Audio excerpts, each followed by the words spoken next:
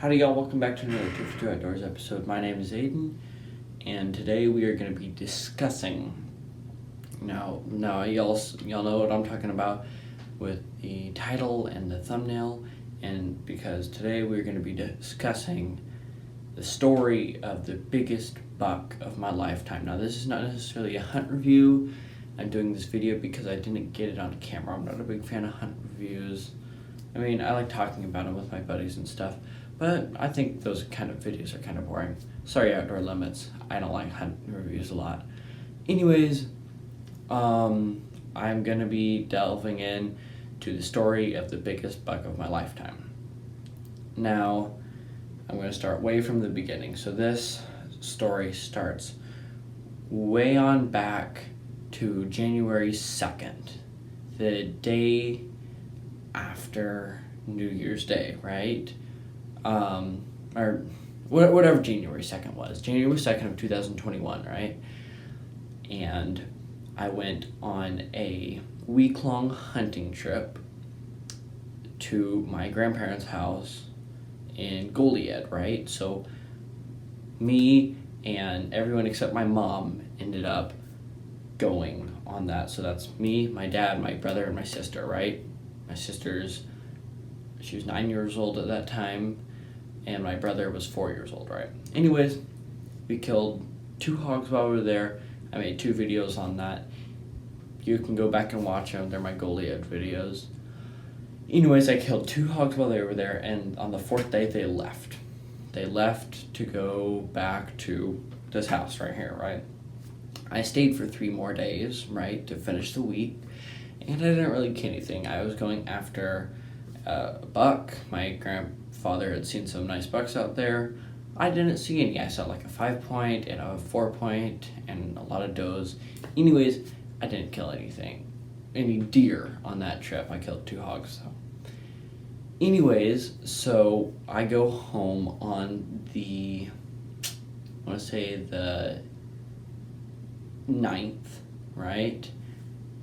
No, I go home on the 8th. So this I guess it was a 6-day hunting trip, right? So I go home on the 8th, right?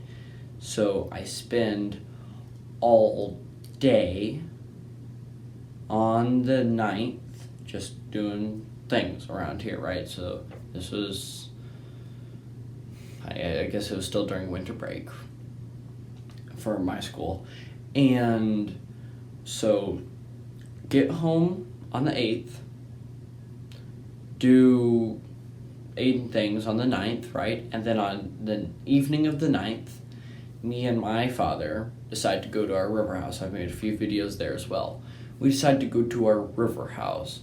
Now, at this river house, we get there in the evening of the 9th, and we do a little spot and stalk with some pigs. I also made a video on that. That's the truth about hunting video, you know.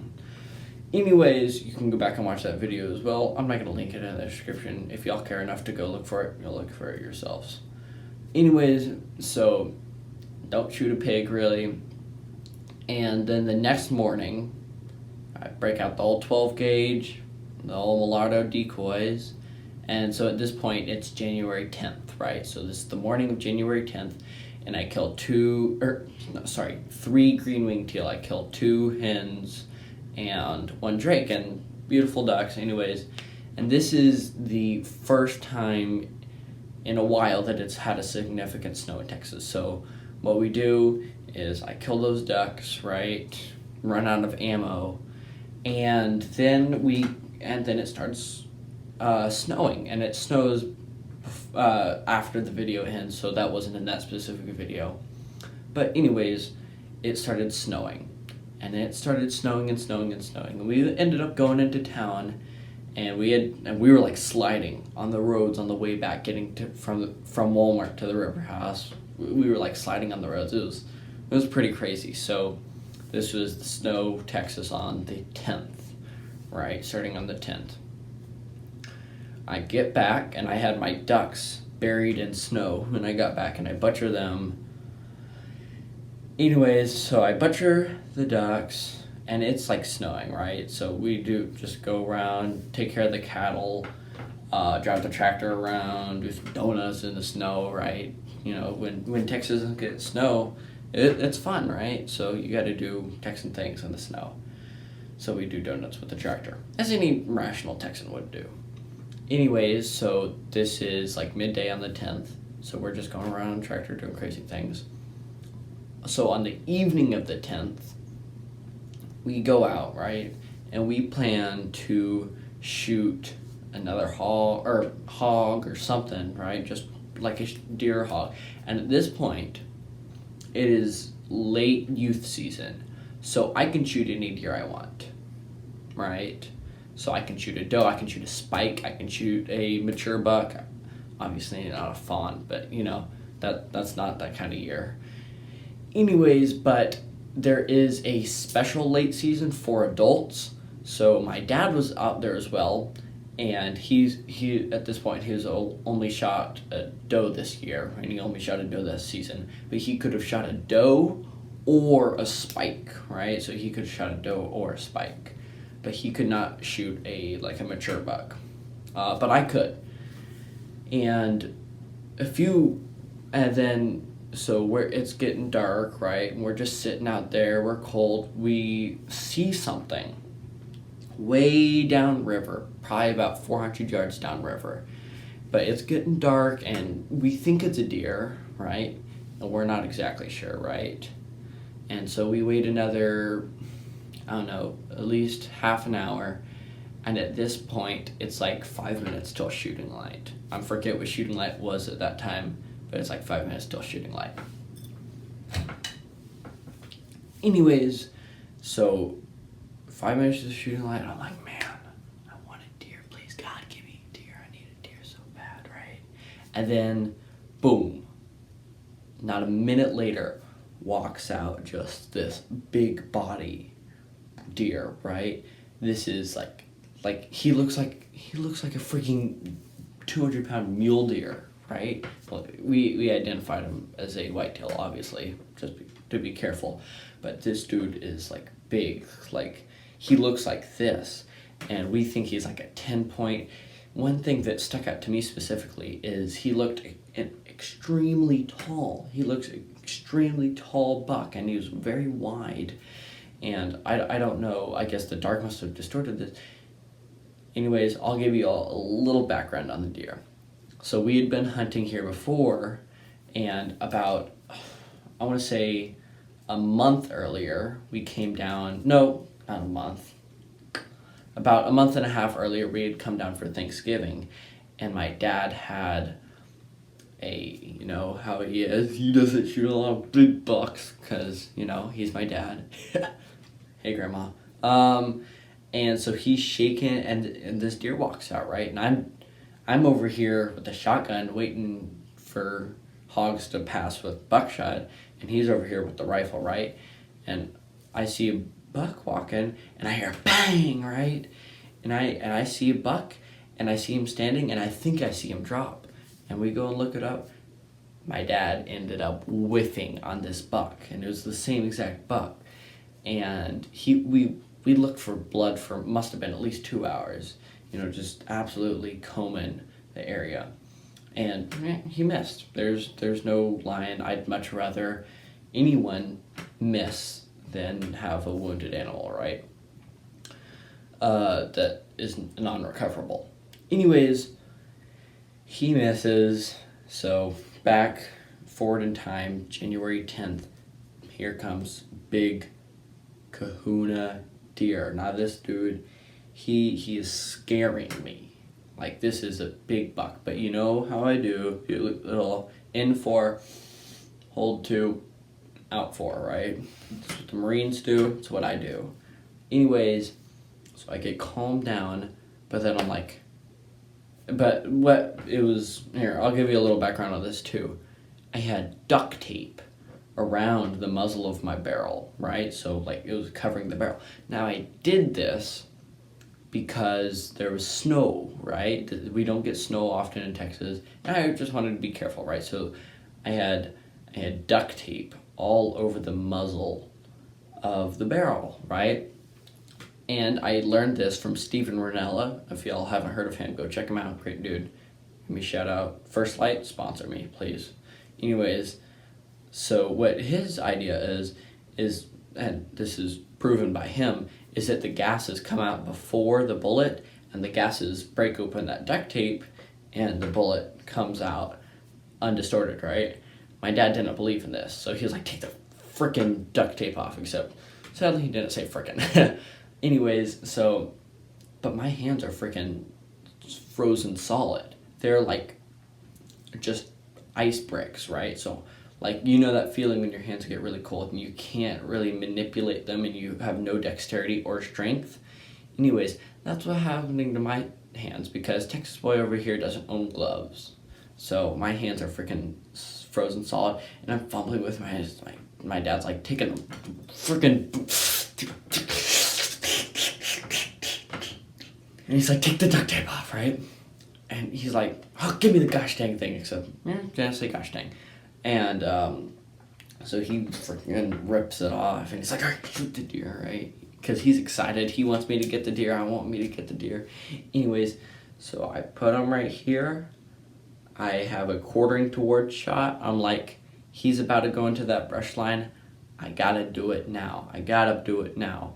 And I have a good shot. Pop! Right? Just absolute loudness and then total silence, right? I see the buck, like, kind of like a cat. It was weird. But he did like a cat jump like that. And then he ran off, right? And we go out and we look for blood, but we look for like 2 minutes, and at this point it's like dark. It's after we've calmed down and calmed our nerve and unloaded the rifle and everything. It's after shooting light. So this was, anyways, it's dark, right?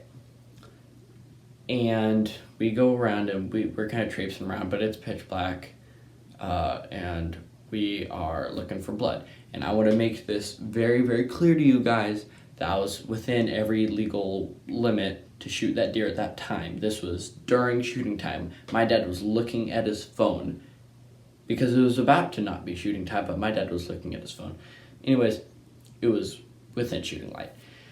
And so we go out and look, we don't really see anything. He's like, son, go get some flashlights, right? So we go and get some flashlights. And we find like a big old splotch of blood. Anyways, we track it up this hill, right, on this hill. And we track the blood, and there's a good amount of blood. And we see the deer bedded, right? Or not bedded, but you know what I mean. Laying down, but his head is up. And I just see this like big rock. And I'm like, oh my God, I wounded him, right? So, anyways, so he's lying there, right, up against this tree. And my dad's like, oh, where's my phone? Because while we are laying on private property, our private property, this deer is laying on private property as well, but on someone else's private property. But we know the guy, and my dad's like, where's my phone? Where's my phone? I need to call him, right? And so I'm like, oh, I didn't bring it. And so what I do is I go up back to the house. I loop all the way around, get up to the house, get my dad's phone, right? My dad was looking at his watch earlier, not his phone. I'm sorry. I said phone. I meant watch. Anyways, I walked back down, give him my phone. And we used one of the flashlights to make sure the deer was still there. It was still there, right? Anyways, and then I got his phone, and he tried to call the dude, but the dude didn't, there was no cell phone signal down there, right? So my dad walks all the way back up to this dude's house, right? And says, hey, my son just shot this deer. He's bedded on y'all's property. Can we shoot him, right? Because, it's always, no matter what, you always have to ask the landowners, right? And they say, hell yeah, shoot the deer. And so we come back around, and my dad's like, all right, shoot the deer, right? But at this point, it's dark. So it's not spotlighting a deer. We shot it during legal hunting hours. but the deer is there, and we have to use a light, right? But the deer's not there. It's gone. And we're like, oh, dang. The deer's gone. He must have moved while you were getting permission, right? And so, but we had permission to track on the property as well. So we go and track. And then I'd have to say about a half mile of tracking later, we get on to the next dude's property and we call him up, and thankfully he answered. This is Curtis. Shout out to Curtis. If you're watching, you're probably not, but thank you. Anyways, we call Curtis in, and he's like, hey, can we track a deer on your land? And he's like, yes, track the deer. I'll come help if you need. And we're like, we got it. Thank you. And so we track the deer. We're going through all sorts of this, but thank God there was snow. But holy cow, let me just say this. There was a whole ton of blood. I'm telling you, this guy must have lost a gallon of blood. Like, there was drip, like puddles and puddles and puddles. And then there'd be this one big spot where there'd be a puddle where I assume he'd bed down, right? Anyways, we come across this like 6-foot fence. Like, it's like a 6-foot, like, cattle fence, barbed wire. This guy has jumped over the fence and left blood on the top wire, right? And so we go over the fence. This is, once again, legal parameters on his property, right? And we're walking, and about 50 yards later, we see this green, like, goo stuff, right? And it's like lettuce, like chopped up lettuce, kale crap, right? And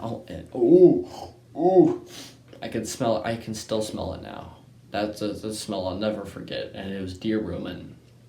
And it came from right here. And when he had jumped over that 6-foot barbed wire fence, it had tore open his rumen and his guts, right? And so he was like leaving rumen on the ground. We go about another 50 yards, and we're like, you know what? Let's give him a break. Right? So we stop for about a little less than half hour, and then we pick up, right? We're like, let's go. We keep on going down, and we go in this big ditch, and then we keep on going, and then right, we're about to go in another big ditch, and there's a fence right here, right? And we're on the river, by the way. This is on the river. The river's right here, private property right here. We're on the private property that we have permission to be on. And then there's a ditch right here. And there's a fence right here. And the ditch goes through the fence, right? The fence goes down into the ditch, right? And my dad's like, holy cow, the deer's right there. Give me the frickin' rifle. Once again, it didn't say frickin'. And then, you know, we're like, okay, we're gonna shoot the deer. So what do? We shoot the deer, right? And my dad shoots it, or we shoot it in the neck, right? So, you know, that's what happens. So it's gone. It's gone. And so we walk down there and we climb under the fence once again within legal parameter, and we drag the guy a little over, and we're right on the river, and we're like, holy cow, this is a absolute monster. And I'll show you right now what it ended up being. Whoa. Here we have it. Now you might be saying, oh Aiden, this is nothing like what you described. And I was very much surprised when we saw the deer to see that he wasn't as big as I saw in the light.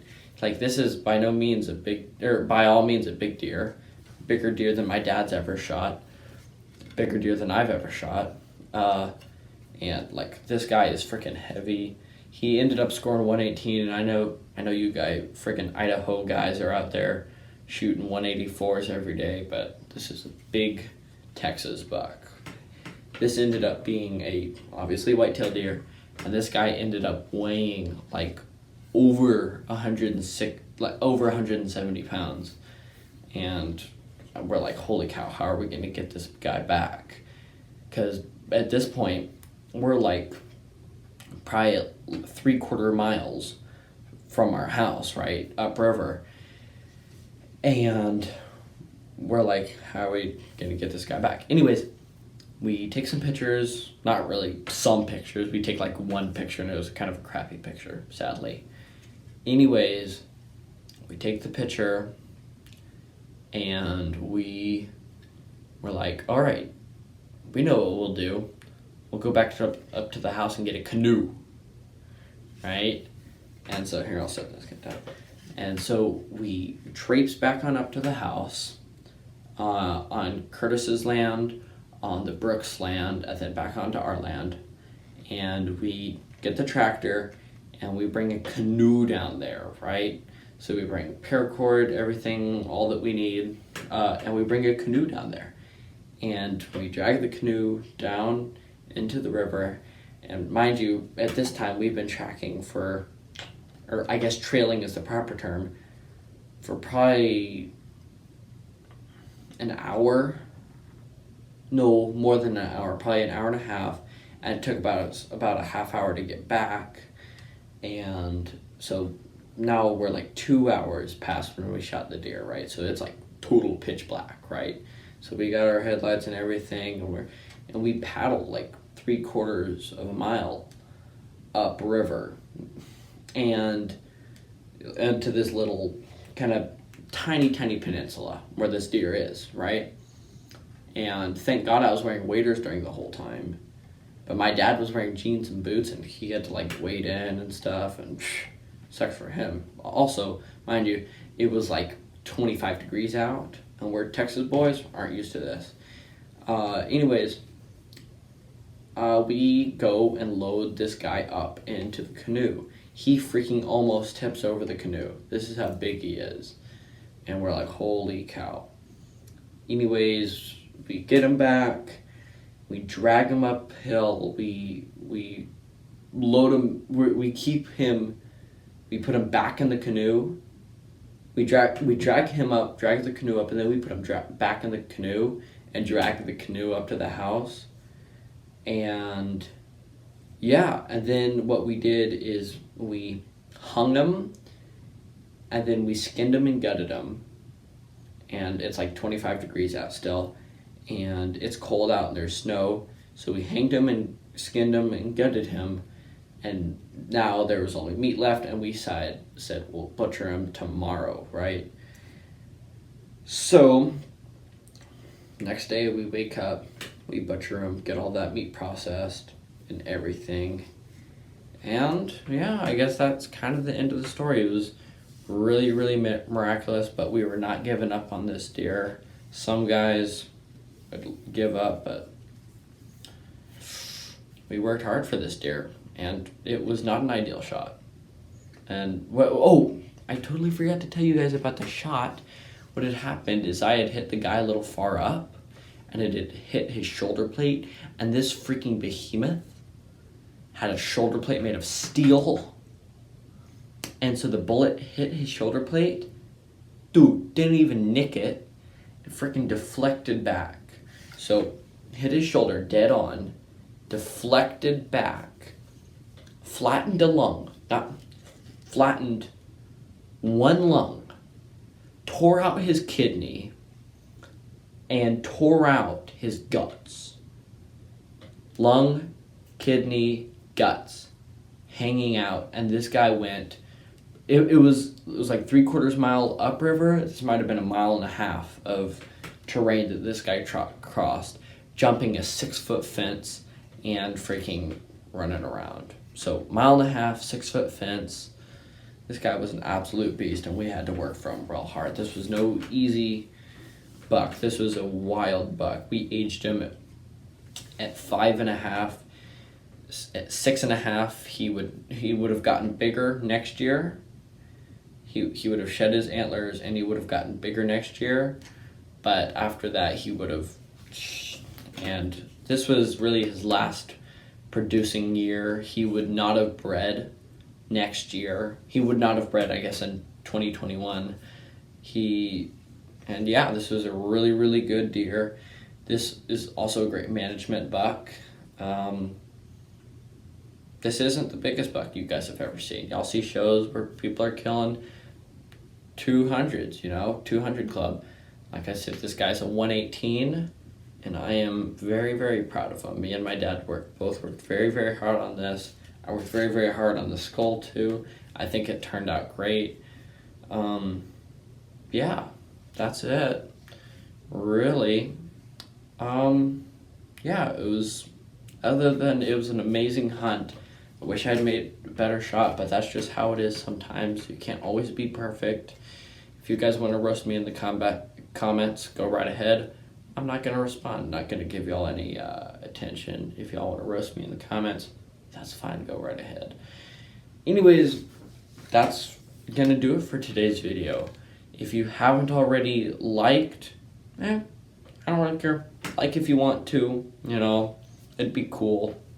That way, you can send YouTube a frickin', you gotta stick it to the man. That's what they say. That's what Jack Black says. You gotta stick it to the man. You gotta tell YouTube, hey, this guy's cool. So please consider subscribing and liking. Because if you subscribe, think about this. You like this video? You're gonna get more videos. You're gonna get better videos. You're gonna get a little less better videos. But you're going to get better videos and more videos like this. Hunting, fishing, cooking, anything outdoors related. Hey, you like cooking? We got it. You like training dogs? We got it. You like hunting? We got it. We got fishing?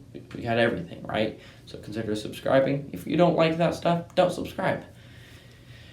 And with all that said, I don't really have anything else to say. If you guys haven't heard already, we're on the road to 200 subscribers this year.